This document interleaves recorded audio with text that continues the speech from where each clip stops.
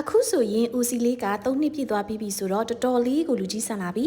စပိန်စီးရတာဆိုရင်လည်းသူအရန်ကြိုက်မနက်ခင်းနေရမ်းမပူခင်အချိန်လေးတွေရဲ့ညနေခင်းနေအေးသွားတဲ့အချိန်လေးတွေရဲ့ဆိုရင်ဦးစီကစပိန်ပုံမှန်စီးဖြစ်ပါတယ်စပိန်စီးတာအပြင်နောက်ထပ်ဝါသနာပါတာတစ်ခုကတော့ဘောလုံးကန်တာပါ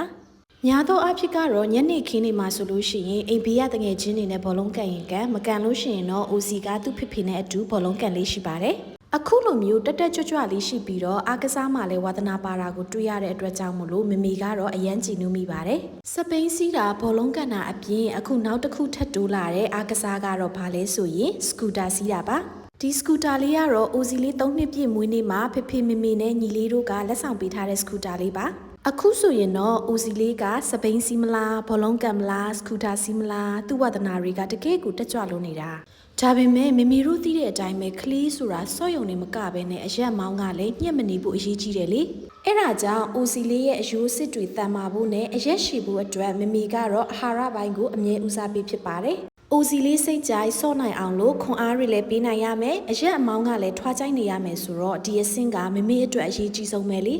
အခုအိုစီလေးတောက်နေတဲ့ Dumax Ducroshua ကအရသာလေးရလဲရှိတော့အိုစီလေးကအမြဲတမ်းအာရပါရတောက်တာပေါ့အယိုးစစ်တွေတန်မာပြီးတော့ထွထွားကြိုက်ကြိုက်ကြီးပြင်းလာမယ်အိုစီလေးရဲ့အနာဂတ်အတွက်မမီကတော့အမြဲအသင့်ပါပဲရှင်ဒီရွယ်လေးတွေမှာအာဟာရပြည့်ဝဖို့ကအဓိကပဲဆိုတော့မမီတို့အားလုံးအတူတူကြိုးစားကြမယ်နော်ဘိုင်ဘိုင်